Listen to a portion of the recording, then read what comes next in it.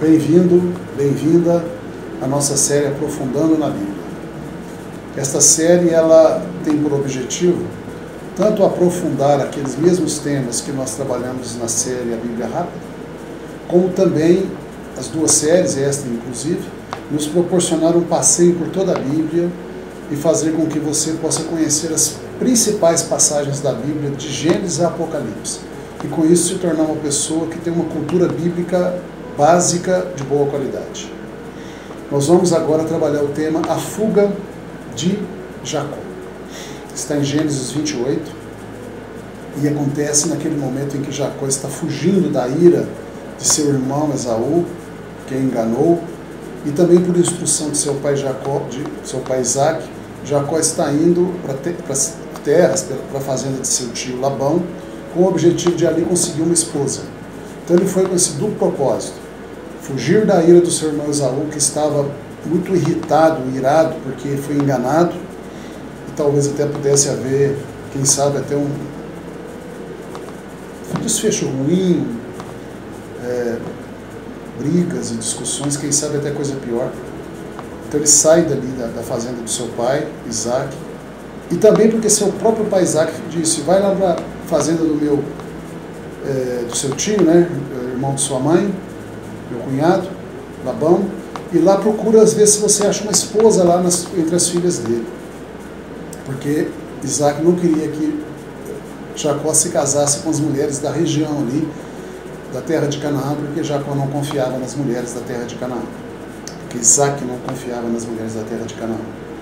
Jacó, então, obedecendo seu pai e também fugindo daí de seu irmão, parte numa jornada, numa viagem para a fazenda de seu tio Labão, uma viagem perigosa, podia ser assaltado, até morto, vendido como escravo, feras selvagens podiam atacar, ele seria morto também por animais, peçonhentos, o próprio leão que tinha naquela região naquela época, ursos que tinha naquela região naquela época e outros animais possivelmente perigosos, enfim, ele estava com medo. E ele então, num determinado momento da viagem, ele ora a Deus. Isso é um exemplo para nós, todos nós. Quando nós estivermos em momentos difíceis da vida, nós devemos buscar a Deus, orar a Deus.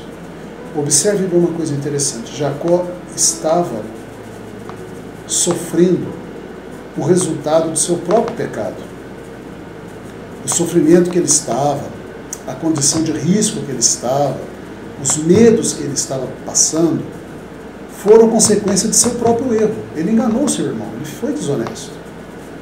Ora, mesmo assim ele buscou a Deus. Isto é um exemplo para todos nós. A Bíblia diz que não há homem que não peque.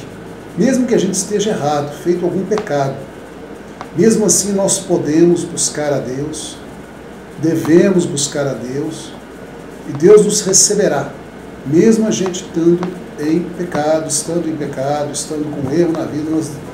Deus não vai nos rejeitar. Se você fizer isso com o coração quebrantado, com o coração humilde, reconhecendo seus erros, buscando a Deus, sabendo que Deus é misericordioso, Deus é bondoso. Foi isso que aconteceu. O que aconteceu? Nós vamos ler aqui Gênesis 28, 18 em diante, na estrada, lá no caminho, né, no meio do campo talvez, dormindo ao relento, debaixo de uma árvore talvez, Jacó com todos os seus medos, suas inseguranças para o futuro.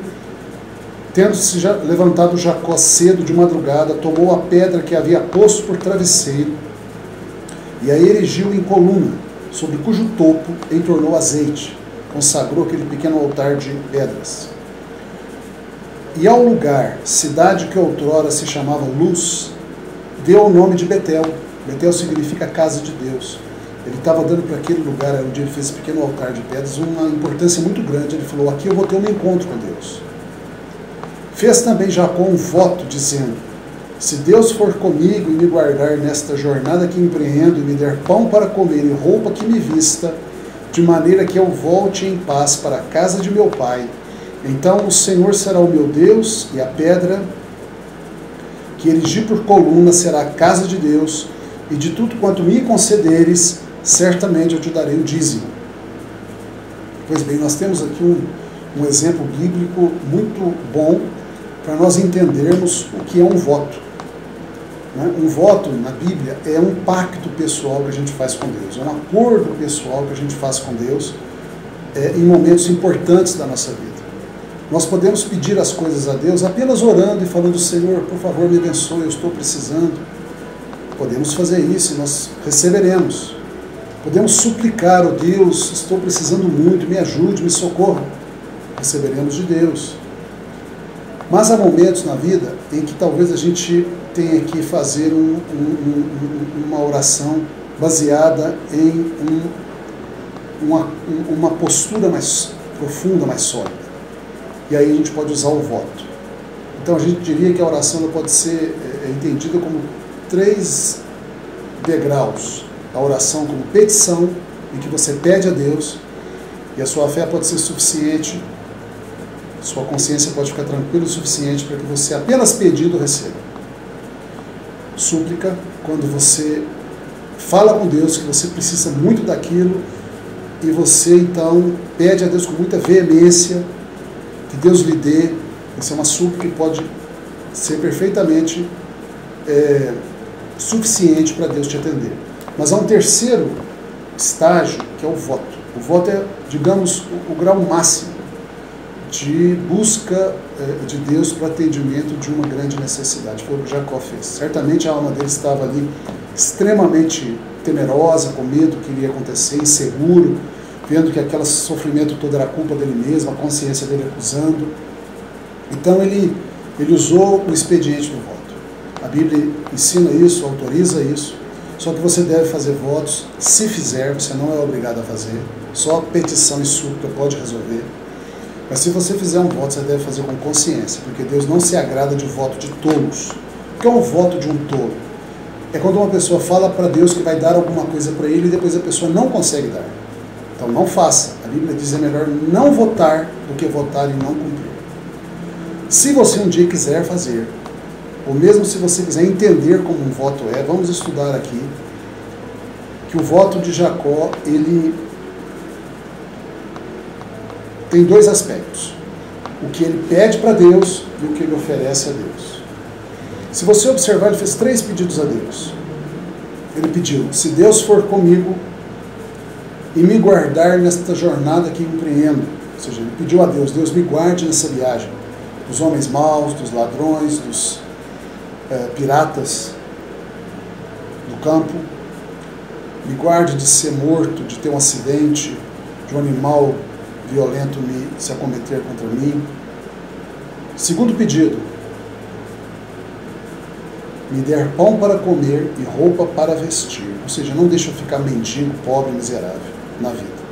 Terceiro pedido: de modo que eu volte em paz para a casa de meu pai.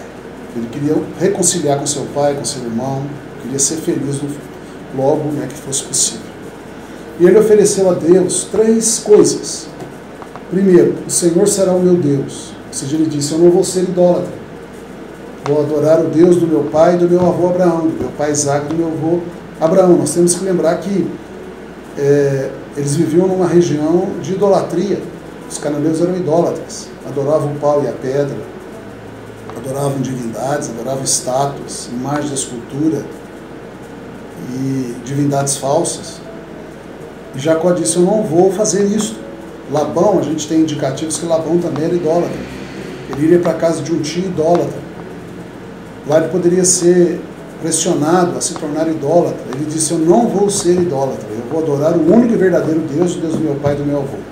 Segundo que ele ofereceu a Deus: a pedra que ele erigiu por coluna será a casa de Deus. Aquele lugar ali ele consideraria como a casa de Deus, um lugar importante para ele. Provavelmente ele estava pensando em voltar mais vezes ali, orar a Deus, lembrar de tudo isso, de como Deus ouviu a sua oração. E terceira coisa que ele prometeu a Deus: de tudo quanto me conceder, certamente eu te darei o dízimo, ou seja, 10% de tudo que Deus desse para ele, de toda a sua prosperidade, ele devolveria para Deus. Veja bem como que a gente deve trabalhar o voto. Em primeiro lugar, você não deve pedir coisas a Deus que sejam pecaminosas, que sejam contrárias à vontade de Deus. Você não deve pedir a Deus, no voto, coisas que sejam pretendidas serem gastas em prazeres e deleites carnais, egoístas. Pelo contrário, devemos pedir a Deus no voto por coisas como a felicidade de nossa família, um bom emprego, sucesso na empresa, nos negócios, honestos, o bem comum, o bem da igreja, da obra de Deus, o bem de pessoas queridas, pela saúde, pela prosperidade em Deus, e qualquer coisa boa que Deus concorde. O voto, então, não deve ser para coisas que desagradam o coração de Deus. Você veja que as três coisas que Jacó pediu a Deus são razoáveis e são coisas que Deus gostaria de dar. Primeiro, proteção. Segundo, prosperidade. Terceiro, reconciliação familiar. Deus é a favor das três coisas. Por outro lado, nós não devemos oferecer da nossa parte para com Deus coisas que não sejam da vontade de Deus, não tenham importância para Deus, não sejam do interesse de Deus. E nem coisas que sejam muito fáceis e banais, que não nos custem nada. Né? O que Jacó ofereceu a Deus? Primeiro, eu vou ser adorador do único e verdadeiro Deus, não vou ser idólatra. Isso é muito desejável, Deus quer muito isso. Segundo, eu vou estabelecer esse lugar aqui como um lugar de devoção, não um lugar em si, mas um lugar onde eu vou trazer à minha memória a bondade de Deus, o socorro de Deus. Então vai ser um lugar que vai me lembrar da bondade de Deus. Eu vou voltar aqui para orar a Deus, para lembrar de toda essa experiência, ver como Deus é fiel. Ou seja, Deus se agrada disso. Um lugar que você pode fazer isso é a igreja, um lugar onde você lembra de Deus, onde você pode buscar a Deus, orar a Deus. Em terceiro lugar, nos dias atuais, voltando, é como se ele falasse assim: eu vou ser firme na igreja, eu vou ser frequente na igreja, vou ser uma pessoa de igreja. Em primeiro lugar, eu não vou ser idólatra, eu vou adorar o único e verdadeiro Deus. Em segundo lugar, eu vou ser firme numa igreja, traduzindo para os dias atuais. Terceiro, ele ofereceu dízimo para Deus. Isso também é do agrado de Deus, porque o dízimo, já naquela época, certamente era usado na obra de Deus. Antes de Jacó, seu avô Abraão deu o dízimo a Melquisedeque, que era rei de Salém. Salém é o antigo nome de Jerusalém. Melquisedeque era sacerdote do Deus Altíssimo, rei de justiça, ou seja, era um homem que serviu o verdadeiro Deus. E o dízimo que Abraão deu para Melquisedeque certamente foi usado na obra de Deus, porque Melquisedeque era um sacerdote de Deus, do Deus Altíssimo, um homem de Deus. Jacó provavelmente poderia, por exemplo, dar o dízimo para Melquisedeque, que poderia continuar vivo, ou o sucessor de Melquisedeque em Salém. De alguma forma, o dízimo seria usado para a obra de Deus, para financiar a obra de Deus, para permitir o avanço da obra de Deus, da pregação da verdade do único e verdadeiro Deus. Então isso é agradável a Deus, obviamente. Então nós vemos aí que temos aí constituídos princípios, né, de como a gente deve fazer votos. Com relação a não nos custar nada, o rei Davi, ele anunciou um princípio que ele seguia, que é o seguinte: não darei a Deus sacrifícios que não me custem nada. Por exemplo, digamos que Jacó chegasse e falasse para Deus assim: ó Deus, se o Senhor me der essas 3 bênçãos, eu vou fazer uma oração de agradecimento. Isso é um voto muito fraco. É muito fácil fazer uma oração de agradecimento. Não existe sacrifício nenhum, é muito simples. Então ele pediria uma bênção desse tamanho, ofereceria em retorno um sacrifício, vamos dizer, desse tamanhozinho. Eu não estou falando de sacrifício no sentido de comprar a bênção, não é isso. Eu não entendo assim porque não é isso. Eu estou falando de sacrifício no sentido de o quanto aquilo tem valor para mim. O que eu procuro fazer demonstra o quanto valor aquilo tem. E se Jacó falasse: eu vou fazer uma oração